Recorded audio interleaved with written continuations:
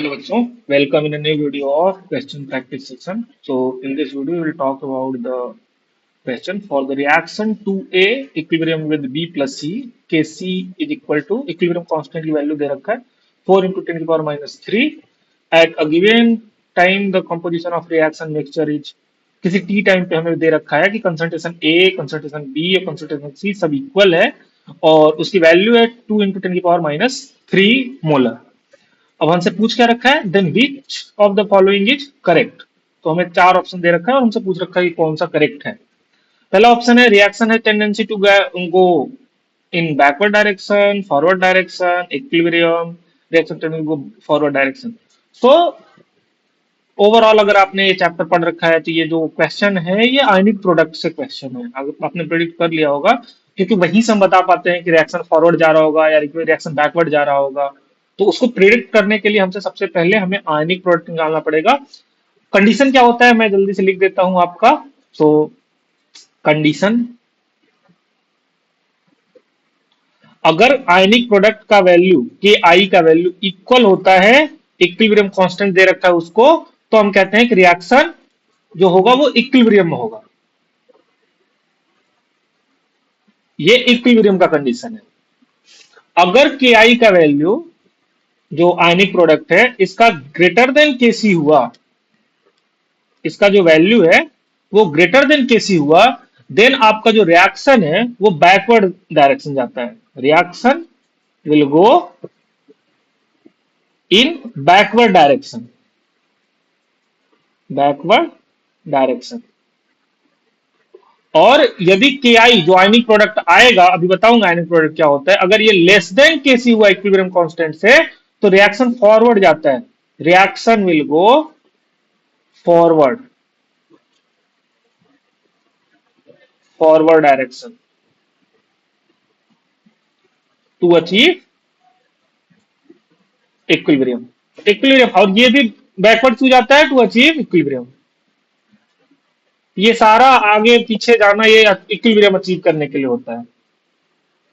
देखो ionic product होता क्या है, के आई। तो जो के आई आपका होता है वो होता है concentration of product upon concentration of reactant.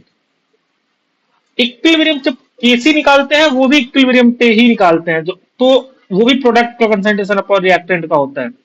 But जब हमें बता रखा होता है कि जो रिएक्शन इक्विलिब्रियम में है, तब ये ऑलरेडी प्रोडक्ट अपॉन प्रोडक्ट का कंसंट्रेशन अपॉन रिएक्टेंट का कंसंट्रेशन हमें केसी वैल्यू दे रखा होता है।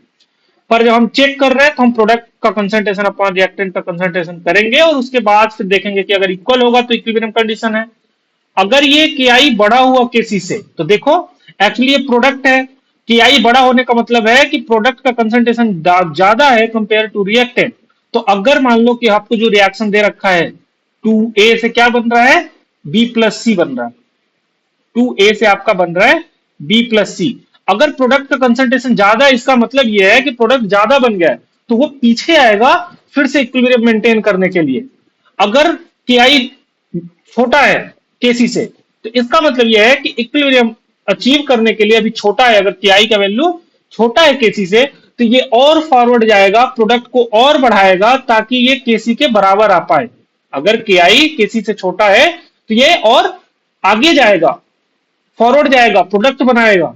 जब प्रोडक्ट और बनेगा तो के आई का वैल्यू धीरे धीरे बढ़ता जाएगा और जैसे जैसे बढ़ता जाएगा तो जैसे ही केसी बराबर होगा इक्विलिब्रियम आ जाएगा। सेम अगर के आई बड़ा है केसी से, तो के आई अपने आप को छोटा करेगा ताकि केसी के बराबर हो पाए इक्विलिब्रियम अचीव करने के लिए। अब के आई का डायरेक्टिव वैल्यू ये डिपेंड करेगा प्रोडक्ट के कंसंट्रेशन से। प्रोडक्ट का कंसंट्रेशन बढ़ेगा तो के आई की वैल्यू बढ़ेगी, प्रोडक्ट का कंसंट्रेशन घटता जाएगा तो के आई की वैल्यू घटती जाएगी। तो चलो देखो पहले तो के आई निकालते हैं। हमें चूंकि वैल्यूज दे रखी हैं तो रख देते हैं। के आई इज इक्वल टू, इसके लिए के आई लिखोगे तो कंसंट्रेशन ऑफ प्रोडक्ट में concentration of B multiply by concentration of C upon concentration of A. और ये जो स्टोइकियोमेट्री होता है ये पावर में चला आता है। तो आई होप आपको ये लिखने आता होगा। जितने यहाँ पे प्रोडक्ट अलग प्लस में करके लिखे होते हैं उनका कंसंट्रेशन मल्टीप्लाई में होता है, और जो रिएक्टेंट होता है अगर यहाँ एक से ज्यादा रिएक्टेंट होता है तो वो भी मल्टीप्लाई होता है। पर एक ही रिएक्टेंट का अगर स्टोइकियोमेट्री जो देखा है वो पावर में भी आता है, तो ऐसे लिखा जाता है। अच्छा वैल्यू रख लेते हैं, बी सी सब ए बराबर ही है, 2 × 10⁻³ मोलर, तो सबको रख देते हैं 2 × 10⁻³ मल्टीप्लाइड भी अगेन 2 × 10⁻³ और ए का वैल्यू भी 2 × 10⁻³ ही है और इसका स्क्वायर करना है। तो देखो इसका स्क्वायर करो और फिर ये दोनों इक्वल इक्वल ही है, तो ये सब कट गया इससे। क्यों? क्योंकि ये देखो ये कितना हो जाएगा, ये एक्चुअली हो जाएगा 4 × 10⁻³ और -3 और 3 10⁻⁶ हो जाएगा। और ये भी इसका स्क्वायर करोगे तो 2 का 4 हो जाएगा और ये स्क्वायर 10⁻�6 हो जाएगा, मीन्स ये कट जाएगा। तो इसका जो ki का वैल्यू आया वो आपका आ जाएगा 1 के बराबर। अब देखो जो ki है वो kc से बड़ा है या छोटा है, तो kc का वैल्यू दिया है 4 × 10⁻³ kc का क्या वैल्यू दिया रहा है 4 × 10⁻³ मीन्स अगर इसको इसमें अगर डिसॉल्व करोगे तो ये हो जाएगा 0.004 और ये एक से जो kc है ये और ये आपका ki है, तो ये छोटा है, ki का वैल्यू जो है वो बड़ा है, ki जो है वो बड़ा है 0.0041 बड़ा है ना। तो ki का अगर वैल्यू बड़ा है तो क्या होगा, ki अपने आप को छोटा करेगा ताकि इक्विलिब्रियम के रीच कर पाए और वो kc के इक्वल हो पाए, मतलब reaction will go in backward direction, reaction backward आएगी ताकि प्रोडक्ट की कंसंट्रेशन घटे, रिएक्टेंट थोड़ा बढ़े और इक्विलिब्रियम मिले। तो कौन सा ऑप्शन होगा, फर्स्ट ऑप्शन क्या है, reaction has tendency to go in backward direction, तो यही आपका करेक्ट ऑप्शन है, फर्स्ट ऑप्शन जो है वो आपका करेक्ट ऑप्शन है। तो इस तरीके से इस क्वेश्चन को अटेम्प्ट करना था। बहुत आसान क्वेश्चन होता है, अगर आपने इस टाइप का क्वेश्चन कर रखा है तो बहुत आसानी से कर लोगे। तो मिलते हैं फिर से नेक्स्ट वीडियो में किसी और अच्छे क्वेश्चन के साथ। Thank you.